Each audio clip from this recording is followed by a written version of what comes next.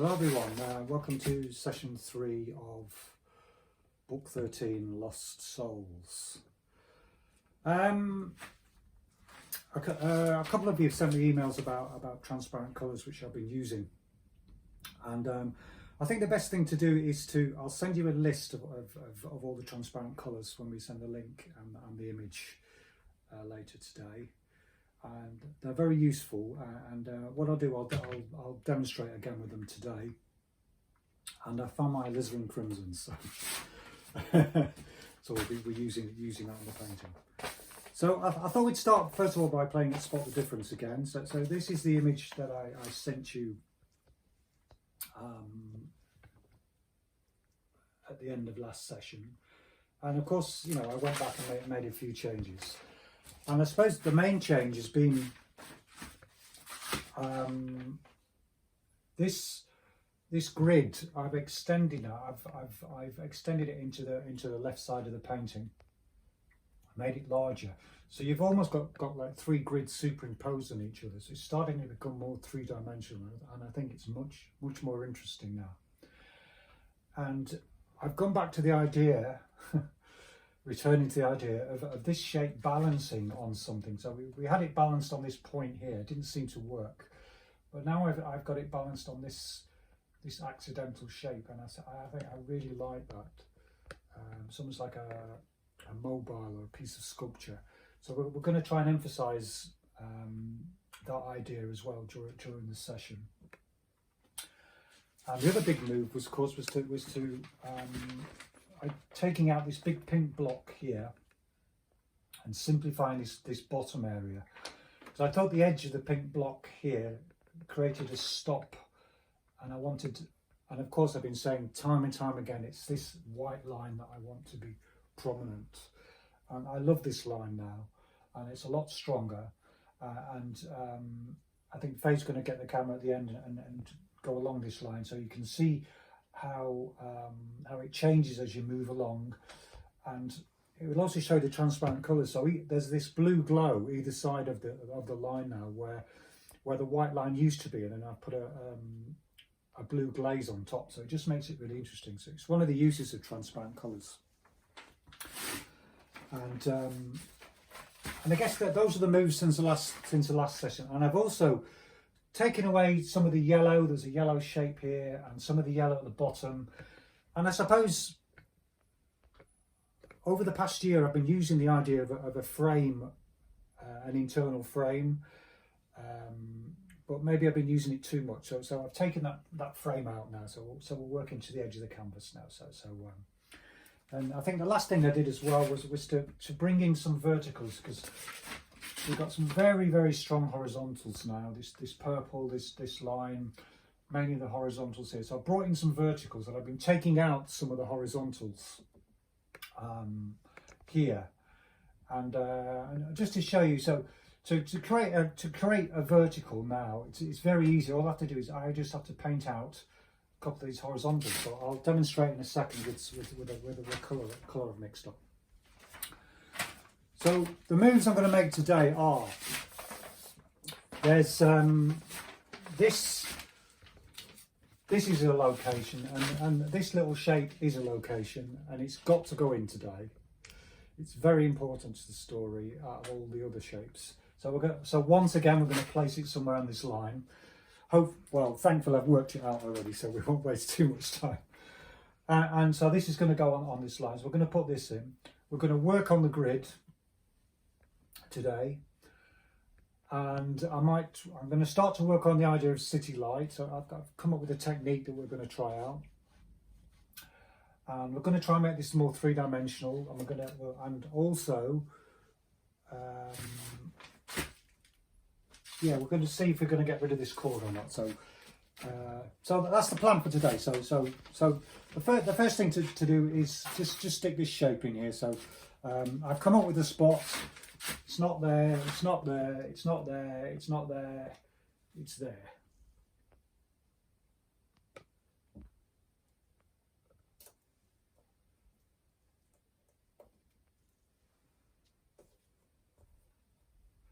Just close to the edge.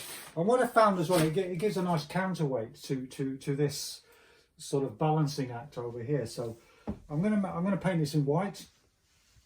I'm going to paint it in warm white. I've mixed another white up. That'll take me 2 or 3 minutes. Basically, I'm going to draw around the edge, scrape all the paint off because it's wet underneath, and then fill it with white. Dead easy. And okay, first thing we do, we get a palette knife and we just draw around to create an outline.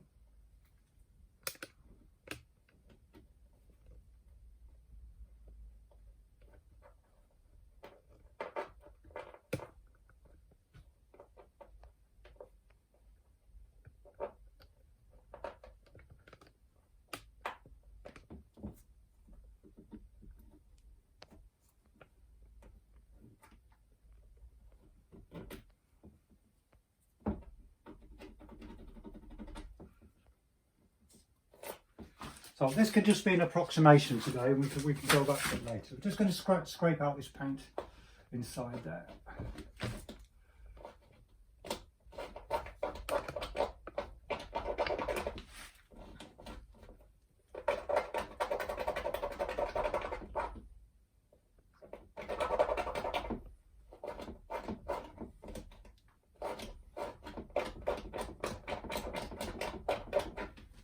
Thinking about this, what I'm just going to do, because it's going to take too long, I'm just going to pour a big blob of paint in there, push it around, and then I'll cut back in with a paintbrush. Okay.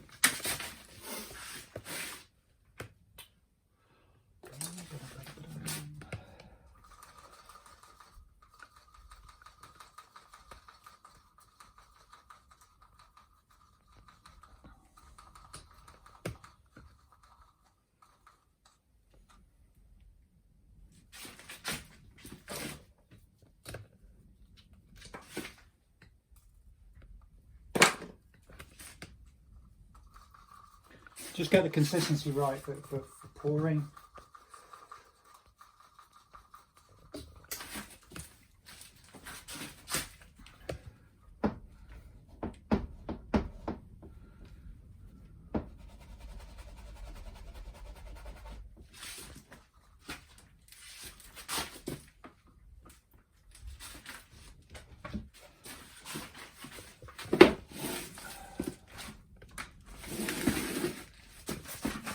You okay, Fakey? I'm just going to pour.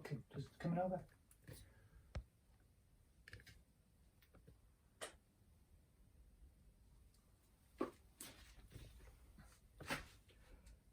So we're just going to have a blob of paint today, and then I'll refine it later when it's established.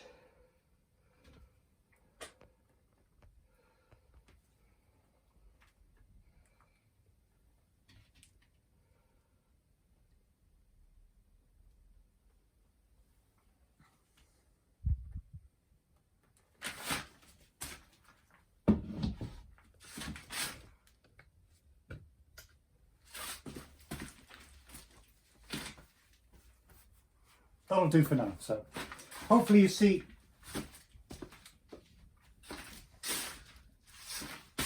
the counterbalance effect of this shape. It's going to be about that size in that position to there, and we'll sort it out later. Just get rid of this excess paint.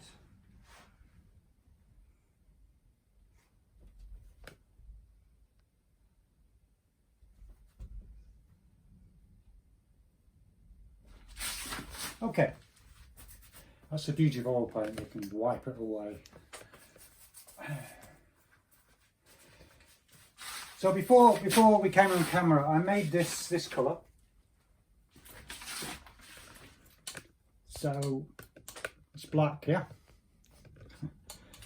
This is actually a mixture of 2 transparent colours, which is phthalo, green and magenta. And so I'm just going to place a couple of marks on top of my existing blacks. Hopefully you'll see the difference. And we're going to thin it down, and then we're going to take out a couple of the horizontals, and then we're going to add some more lines to the grid. So this is looking more green now to me, but let's see how it looks on the canvas.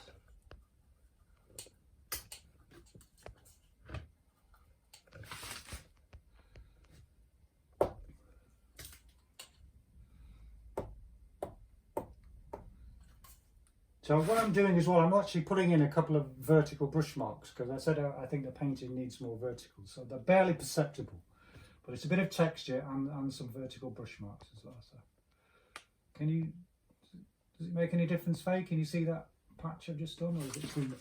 Slightly. Slightly, yeah. Okay. I'll go up to the grid here.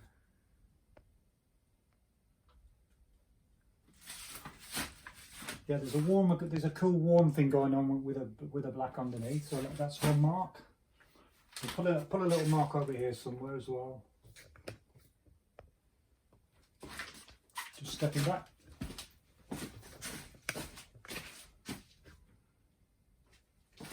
And I think I'm going to take out this mark here, which is a little bit distracting, so we're just going to drag this through.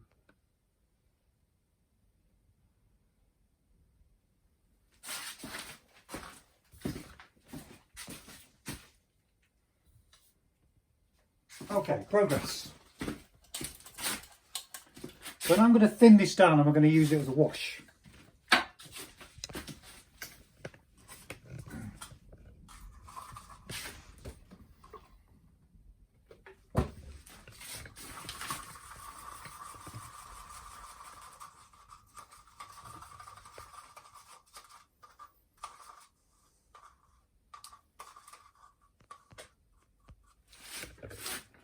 So let's take out, to create a vertical, another vertical, let's just take out this line here.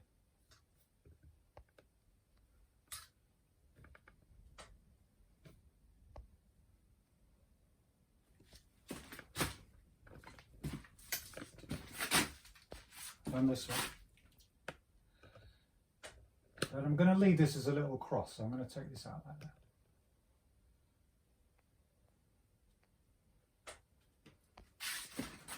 So that's just a glaze on top of, so you really can see the difference. You can see those stripes now, dark on dark, but it highlights the difference between them.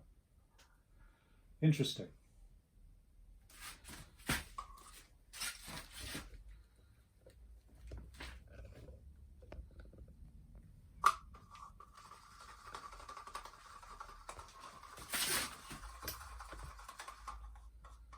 Feel I need to place these somewhere else, so we're going to create a dark square on this side somewhere.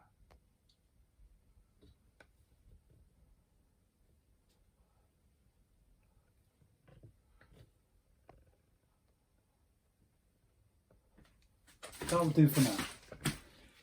And another thing I've got to talk about as well is that this painting, I'd like to make more of a black and white painting.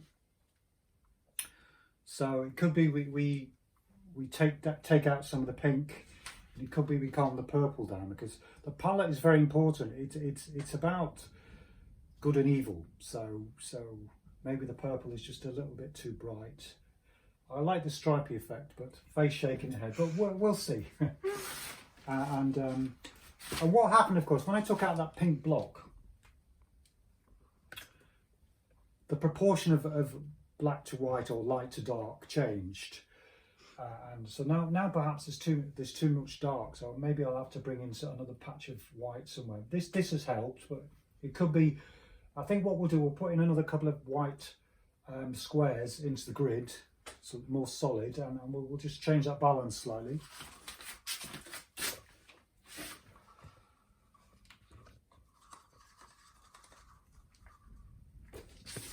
Just before I do that, I'm going to thin this down even more,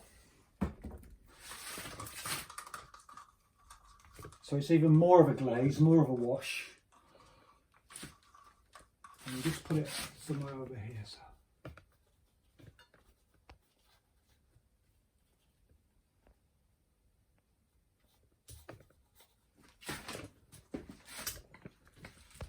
The idea is, so I'm building up transparent colours, so hopefully we'll get some translucency, colour behind colour behind colour, and some depth going on. Right, so that's my black. So now we need to do some whites. So we've got this warm white from this shape here. So we're gonna fill in one of those blocks with the warm white.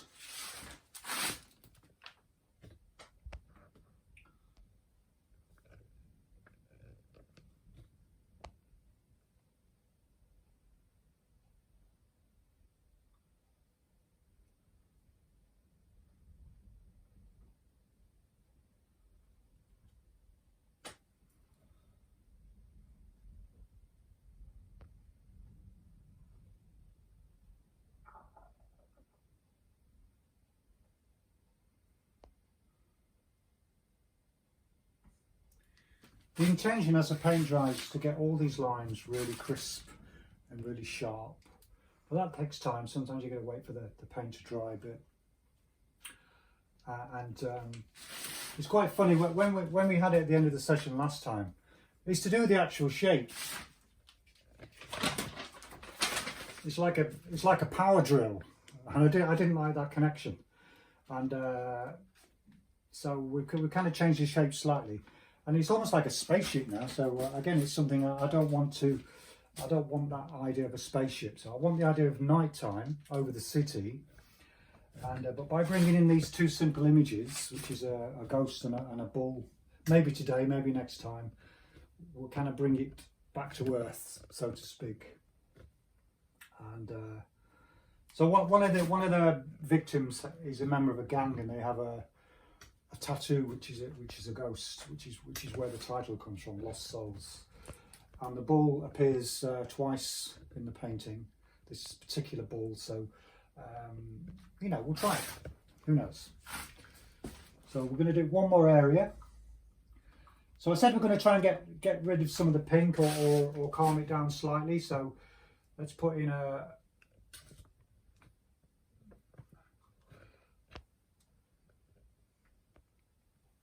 another line.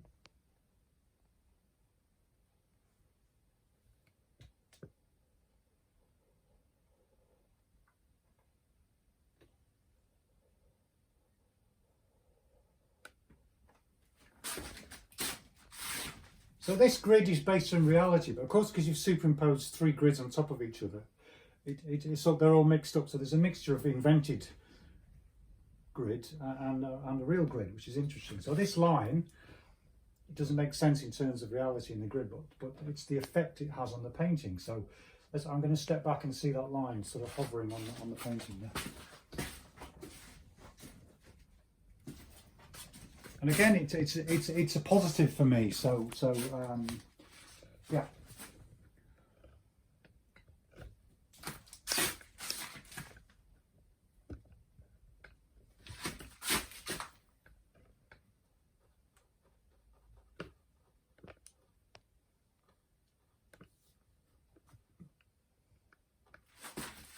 So I'm just filling in little areas, and I may do some black lines now instead of white lines to calm down that pink slightly.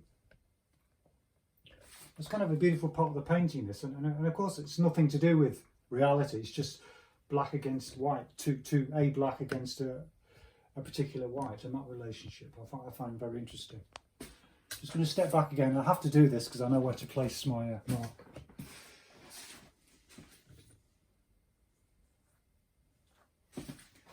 And again, we're lacking verticals, so this time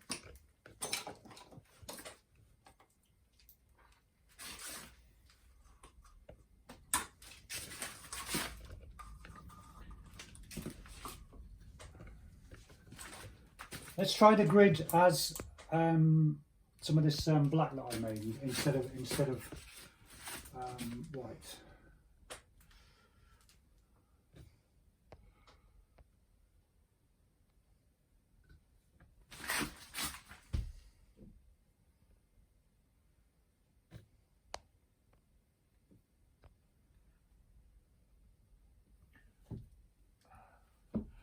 I've got a brush which is not quite sharp enough.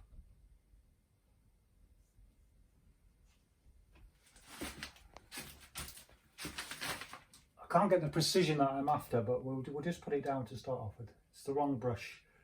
There's too many hairs sticking out.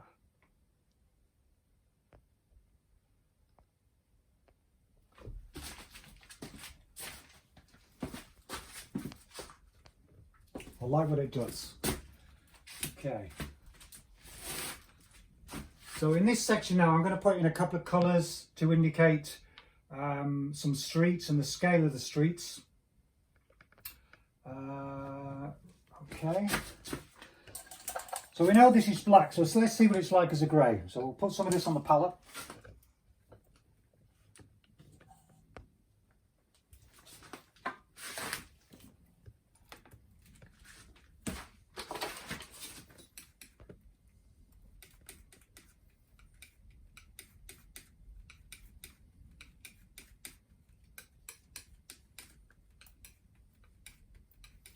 I have a feeling this might be sensational against the pink, so let's give it a go. Lovely colour.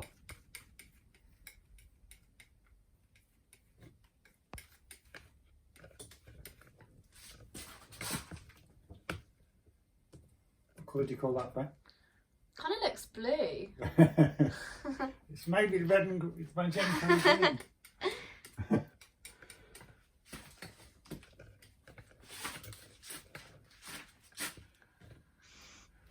There's some very subtle verticals in the pink, which were caused by when I did a vertical action with a palette knife earlier on in the process.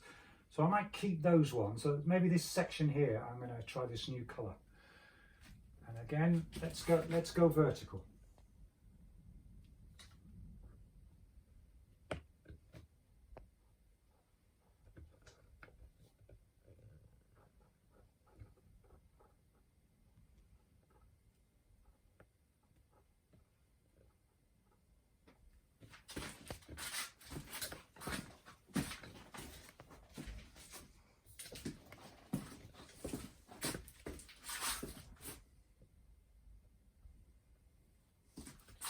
Again, I'm thinking this is too much to purple because I'm adding more colours here, so we'll go back to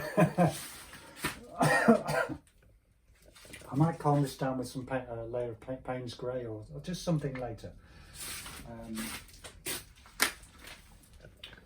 But another possibility is, you know, to get that dark to light colour balance, is to bring back the pink block, but maybe a paler colour.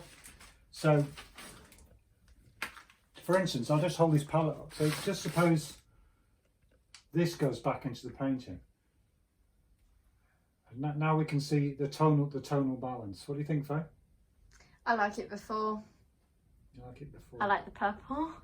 Well, we can keep the purple if we just have less of it. No. Well, you know, these things to try. Sure. So this I like, this I like, this I like. And something I did earlier as well, I just put this big blob, really heavy blob of paint in this particular section, just to add a bit of contrast. I've just had to ship a painting out with a huge blob of paint, and we had to build a wooden box which was away from the surface about an inch to protect the blob, because these things are important.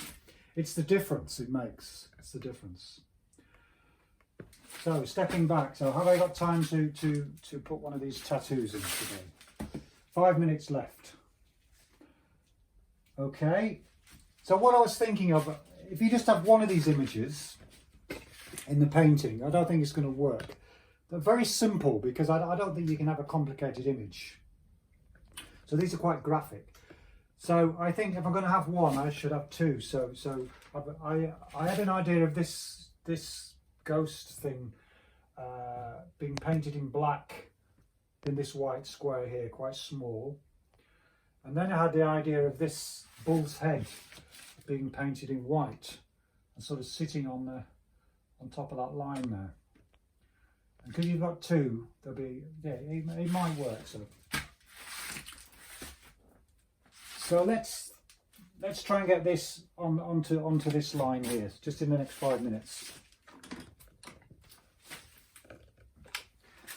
It could be the painting doesn't need an image at all, but we don't know yet. So.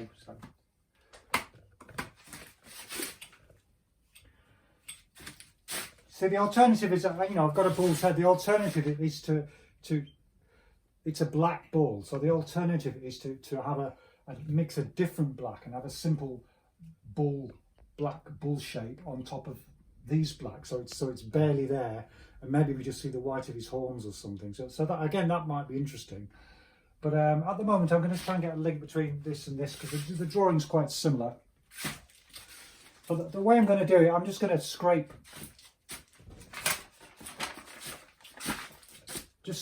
away on the line, on this line here.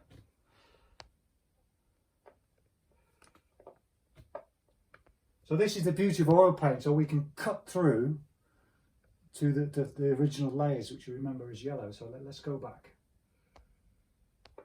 So we'll try it as a kind of scratch line, and then we might go in with white paint. So.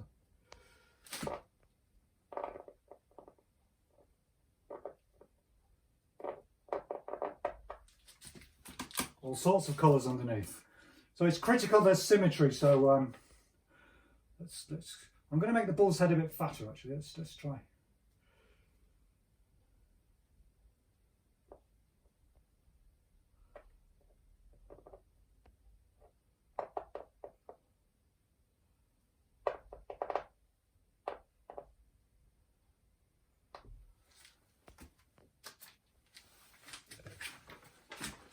I'll just scratch in an outline and I'll quickly go in with it with a white paintbrush and we'll just see what it looks like.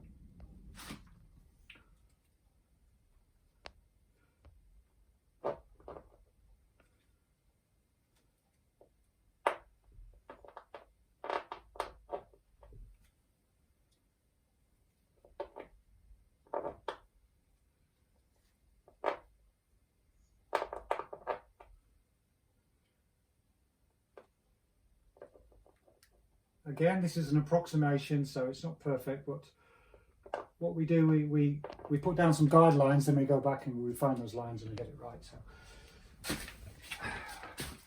I keep saying time and time again, detail is last. Let's get our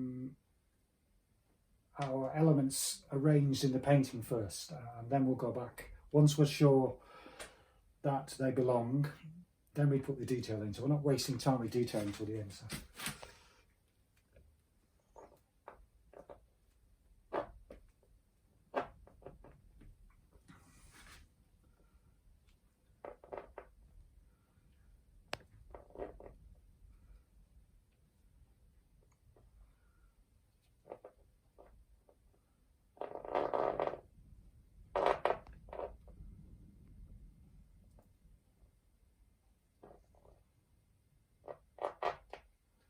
It's important to get the symmetry, so it's not quite there yet, but we can see.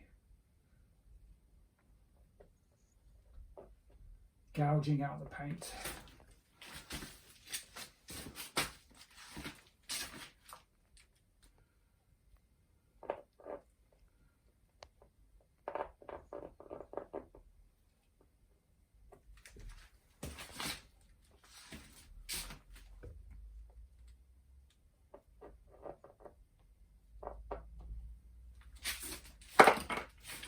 Okay, I'll quickly do this with a white brush and I think we'll call it a day.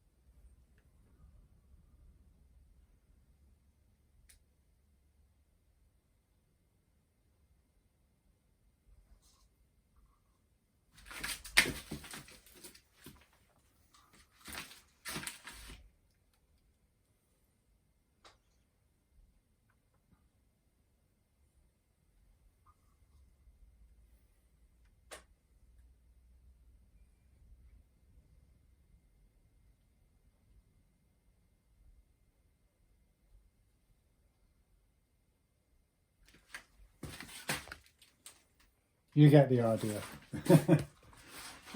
Looks very raw, doesn't it? So once we're off camera, I'm going to sort this out.